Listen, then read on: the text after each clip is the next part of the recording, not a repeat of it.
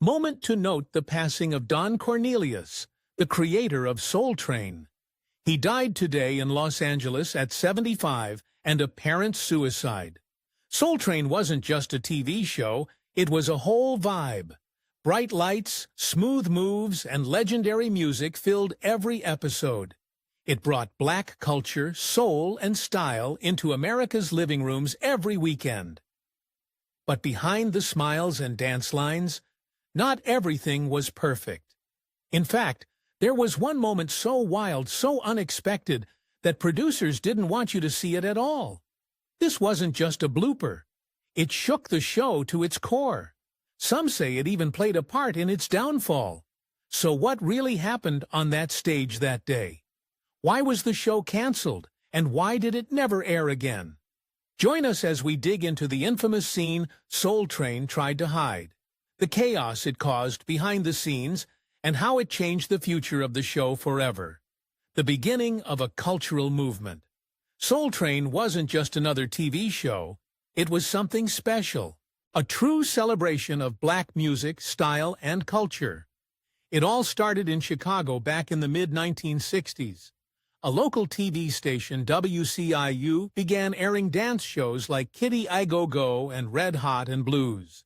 These shows were a hit, especially the one with mostly African-American dancers. That's where the idea for Soul Train began to take shape. Arguing Soul Train was to American Bandstand what champagne is to seltzer water. Don Cornelius, who worked at a Chicago radio station, was also hosting live music events at local high schools. He called these events the Soul Train. The crowd loved it, and so did Cornelius. He believed that black music and talent deserved a place on television. And soon that dream came true. With a small budget and black and white cameras, Soul Train premiered on WCIU on August 17, 1970. It was a live afternoon show. The first episode featured Jerry Butler, the Chi-Lites, and the Emotions. Even though it was simple at first, it had heart. And that's what made it work. Cornelius hosted it with energy. And a local dancer named Clinton Gent helped him out before moving behind the scenes.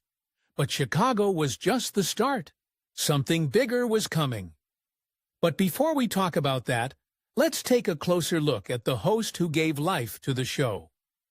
The show that changed everything. You see, Soul Train wasn't just a show, it was a weekly ritual. Every Saturday, families would sit in front of their TVs, waiting for that famous theme song to play. For many, the week didn't feel complete without it.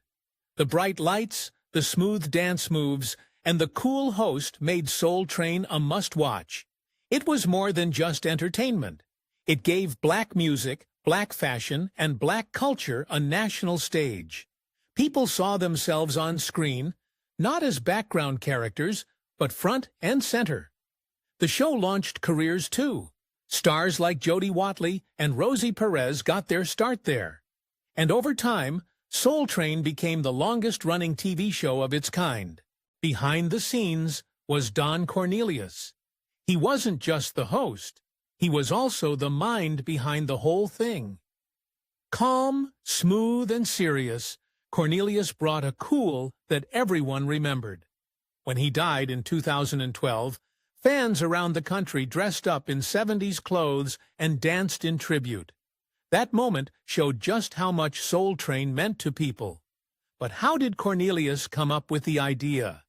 And what made it grow into something so powerful? The birth of a legend. Don Cornelius was from Chicago. He had a strong voice and even stronger style. Before Soul Train, he worked as a radio DJ and news reporter. He also hosted dance parties at high schools around the city. He called them the Soul Train. He would ride the train across Chicago to reach different neighborhoods, bringing music with him. That's where the name came from. Eventually, Cornelius got the chance to put his show on local television. It was small at first, black and white with simple sets, but the energy was real. The dancers brought life to every song, and viewers at home felt like they were part of something new. Nelson George, who wrote The Hippest Trip in America, remembered those early days well. He said he and his sister used to sit in front of the TV every Saturday morning in Brooklyn. First, it was a small black and white screen. Then they got a little color one. They'd watch the moves closely. Later that night at school, dances or block parties, everyone would try to copy what they saw. The very 360 cultural experience, George said. The show wasn't just about music. It taught people how to dress, how to dance, and even how to do their hair. The afros, the bold colors, the California style, it all came through the screen and into homes across the country. It brought joy, and even more important, it brought unity. But it also arrived during a time of serious change in America. A new voice for black culture. When Soul Train started in 1971, the country was still feeling the effects of the 1960s. Civil rights protests had rocked the nation. Black mayors were being elected in big cities for the first time. The fight for equality was still going strong. Into that world came Soul Train. But instead of showing pain or struggle, it showed joy. It showed pride, and it showed celebration. Black music, fashion, and energy filled the screen. It made people feel seen. It brought fun into homes that didn't always get a break from bad news. It also changed business. Big companies saw the power of the show. Slowly, they started advertising during Soul Train. For the first time, many black viewers saw commercials that spoke directly to them. That had never really happened before. It showed that Soul Train wasn't just popular. It was powerful. Don Cornelius made all of this possible. His smooth voice and calm style made him unforgettable. I'm Don Cornelius, and it's always been parting with what you love.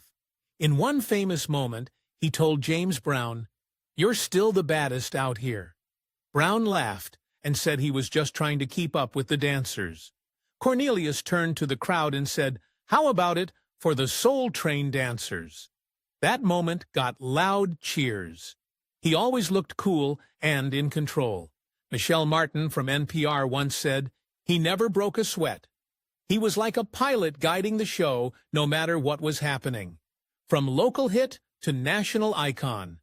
Because the show did so well in Chicago, Cornelius wanted to expand. He got help from a hair care company called Johnson Products, which made Afro Sheen. They agreed to sponsor the show's move into syndication. That meant Soul Train could now be shown in cities outside of Chicago.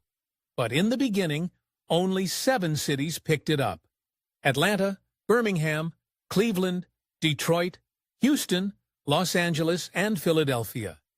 Still, that was enough. Once people saw it, they couldn't get enough. By the end of the first season, all 25 target cities were airing the show. The magic had spread. Back then, there weren't many shows by black creators for a black audience.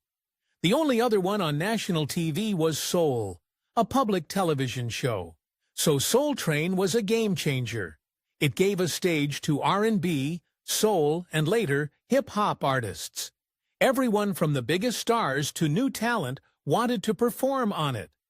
When the show went national, it also moved its home base to Los Angeles. Cornelius hosted both the Chicago and LA versions at first, but soon focused only on the national one. Clinton Gentz stayed behind to host in Chicago for a while, and then the station just ran old episodes. Cornelius remained the face of Soul Train, and for good reason. He once said, "Love, peace, and soul," and fans never forgot it. That line became legendary. But with fame came pressure, and more changes were on the way. A long run and big changes. From 1971 to 1993, Don Cornelius hosted every single episode of Soul Train, except one. That one episode was hosted by Richard Pryor at the end of Season 4. But for the rest, Cornelius was always there. Smooth, calm, and always in control. In the mid-1980s, the show made a big move. Tribune Entertainment took over the syndication deal. That meant they were now responsible for getting the show on air in more places. Cornelius stayed on as the host and creative leader, and the show kept growing. But after 22 seasons in 1993, Cornelius stepped away from hosting. He still worked behind the scenes, but others took the spotlight. For a while, different celebrities hosted the show. Then, in 1997, a new host arrived, comedian Mistro Clark. After him came Shamar Moore in 2000, and then Dorian Gregory in 2003. These changes gave the show a fresh feel. But some fans missed Cornelius. He had a way of connecting with the audience that was hard to replace.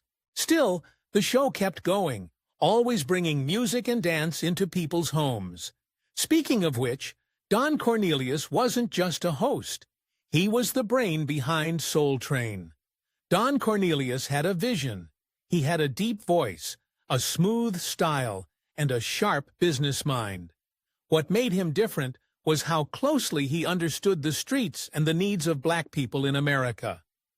As one writer, Hanif Abdurraqib, said, Don had an eye towards the streets, and so therefore he had a distinct understanding of the needs of black folks. Everything about him was cool. His baritone voice, his afro, and his confident look gave Soul Train its hip factor. As author Erica Blount-Denois explained, Soul Train had the hip factor, and mostly because Don was so hip. Cornelius didn't just want to entertain, he wanted to own something big. In 1971, Soul Train moved to Los Angeles and began airing across the country. That made Don Cornelius one of the first black men to own and produce a nationally syndicated TV show. He had a choice: grow fast or grow smart. According to Abdurraqib, Don's thinking was simple. How can I keep this mind? Not every city aired the show at the same time. In places like Oklahoma City, some fans watched episodes a week late compared to other cities. But no matter the delay people tuned in, it became appointment viewing. One fan, Peter Murray, recalled watching with his whole family in Vermont. In a mostly white town, Soul Train gave them a sense of connection. He said, "To be able to see others that looked like us was truly a beautiful experience. If you missed it, you missed out." Everyone had something to say about it on Monday. One of the most loved parts of Soul Train was its dancers. The dancers stole the show. They were young, stylish, and full of life. These weren't trained professionals. They were regular kids picked from the crowd. They brought their own moves, their own clothes, and their own spirit to the dance floor. Erica Blount-Denois put it best. There was nothing like Soul Train on TV, where just regular kids were the stars. These kids were from the neighborhood, kids who hung out at rec centers and danced with friends. Suddenly, they were on national TV, showing their moves to millions. Soon, people were lining up around the block just for a chance to be on the show. Dancer Cheryl Song said it was her way of expressing herself. It was so freeing to be able to dance and feel the music, she shared. And she wasn't the only one who felt that way. Randy Thomas, another dancer, said the show gave people a foot in the door of the entertainment world. Don gave professional artists a mainstream platform and unprofessional dancers a place to be themselves, he explained. Even the fans noticed.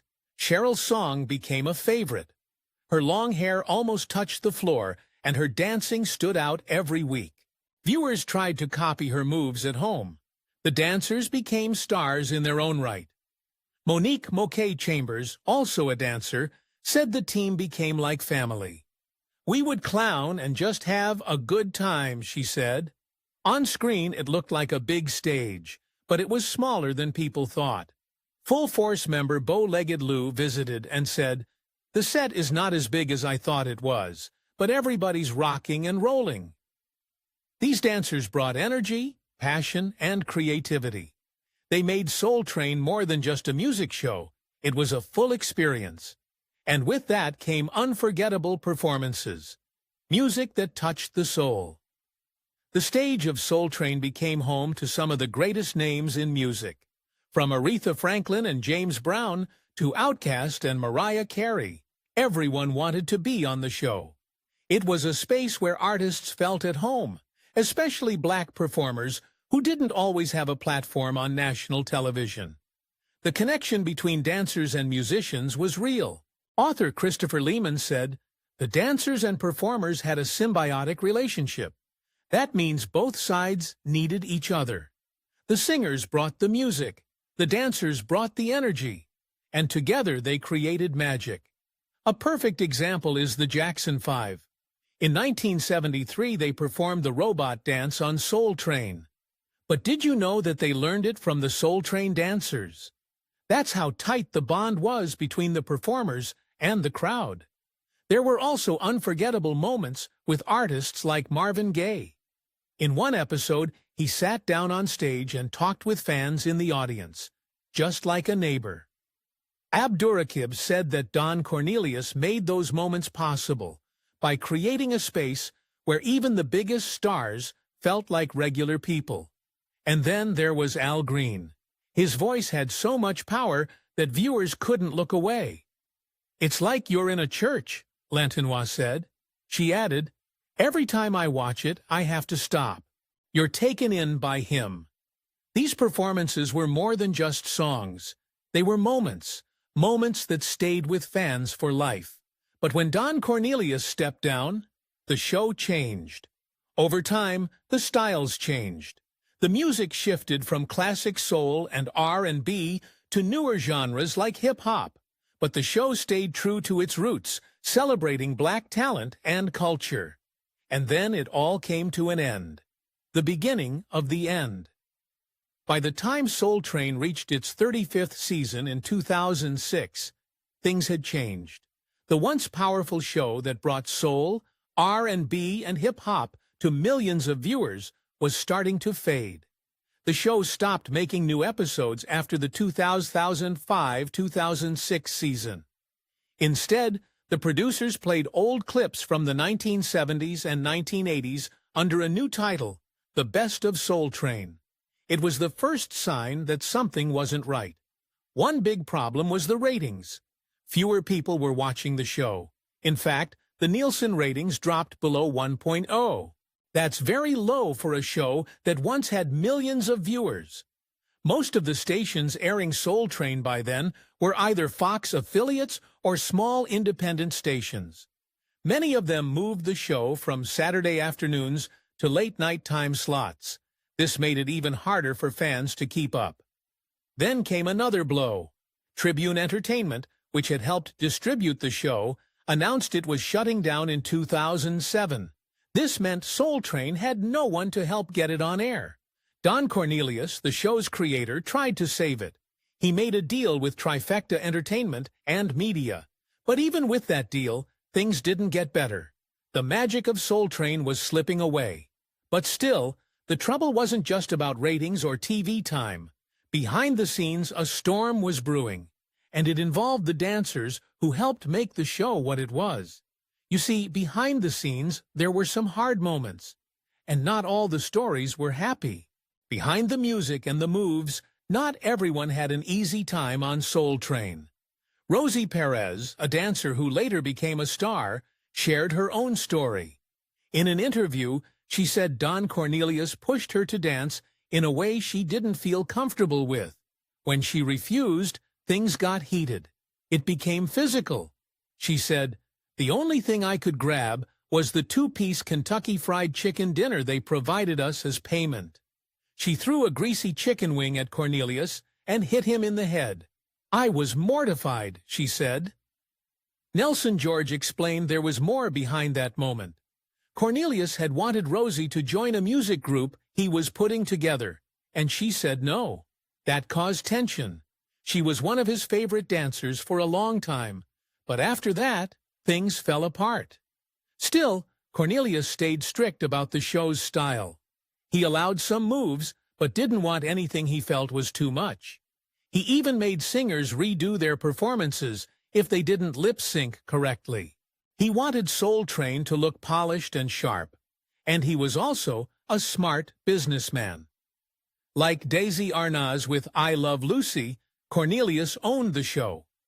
That was rare back then, especially for a black man in the TV world. He found sponsors and worked with independent stations across the country. It wasn't easy. Nelson George pointed out that the show didn't go national overnight. In some places, it aired late at night, even close to midnight. But slowly, station by station, Soul Train grew. Unfortunately, Cornelius's life didn't end on a high note. His later years were hard. He had a rocky marriage, a painful divorce, and was struggling inside. In 2012, he took his own life. Nelson George said that no one saw it coming. Even Clarence Avant, his longtime business partner, met with him just a week before and said Cornelius seemed fine. Others also felt something was off, but no one expected the end to come so suddenly.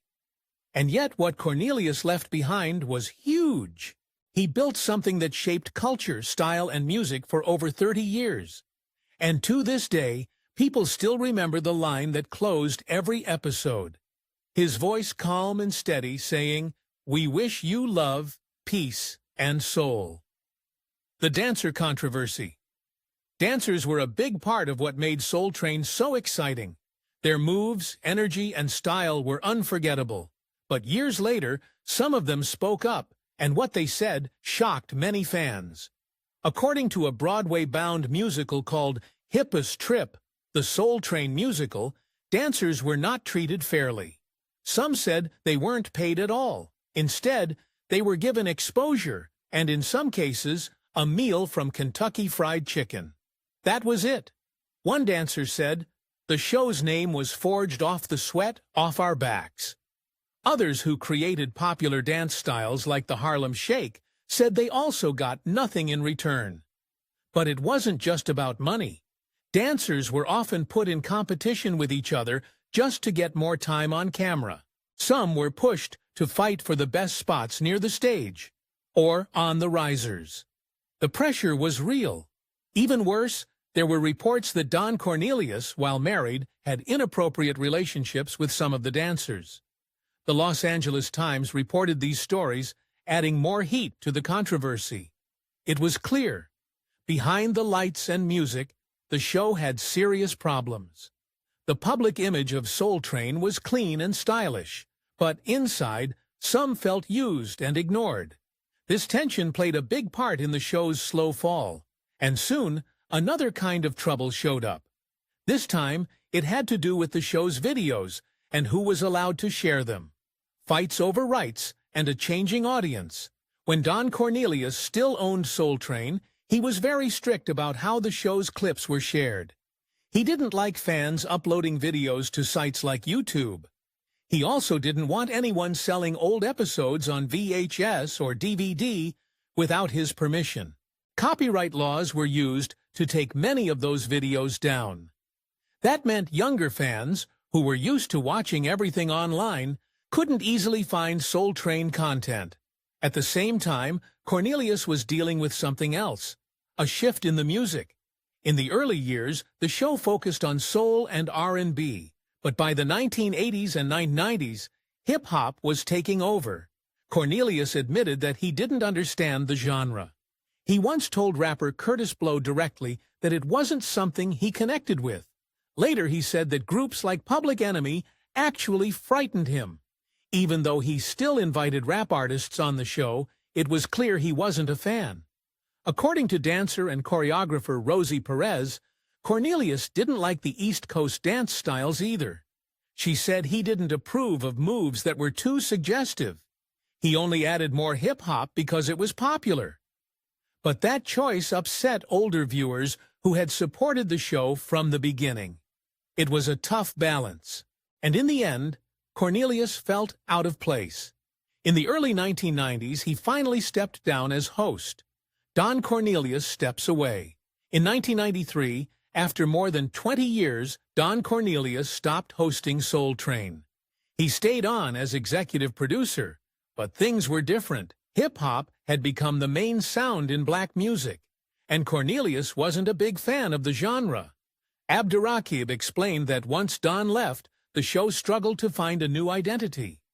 "None of those people are Don Cornelius," he said about the later hosts.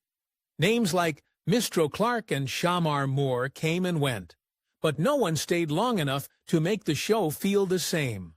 Without Cornelius, it lost its heart. In 2006, Soul Train ended after 35 seasons, but the love for it never faded. The show gave people a place to feel seen, heard, and proud. It showcased Black joy in our everyday lives, said Blanc Danois. It wasn't just about celebrities, it was about real people dancing after a long week of work. It gave a national stage to local talent that had never been seen before. And it didn't stop at music. The show also welcomed actors, writers, and comedians. Christopher Lehman said that Soul Train proved something important. TV could be diverse. It was not impossible. And it had already done it. For Hanif Abdurraqib, the real joy of the show was simple. "It wasn't asking much of me other than, 'Isn't this beautiful, B?'" he said. And he was right. After more than 2 decades, Cornelius realized that the show and its audience had changed. The spark was fading, and by 2006, the show was off the air. But the brand wasn't dead yet. A new team stepped in, and they had big plans. New hands, new hopes. In 2008, Don Cornelius sold the rights to Soul Train to a company called Mad Vision Entertainment. The team at Mad Vision came from the world of media and publishing. They didn't share the details of the deal, but it was clear they had new ideas. One of the first things they did was open up the Soul Train archives. In April 2009, they launched an official Soul Train channel on YouTube. This was a huge change. Now fans could watch classic clips online. A few months later, Mad Vision signed a deal with Time Life to release DVDs of the show. This made it easier for new fans to discover the magic of Soul Train. In the same year, Mad Vision partnered with BET.